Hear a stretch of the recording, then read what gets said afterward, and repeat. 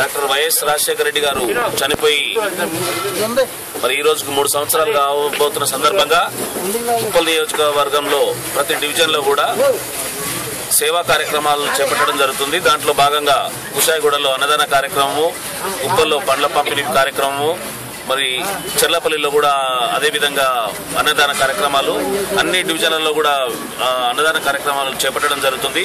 మరి మహానేత చనిపోయిన తర్వాత రాష్ట్రం అంతా కూడా అల్లకల్లోలము.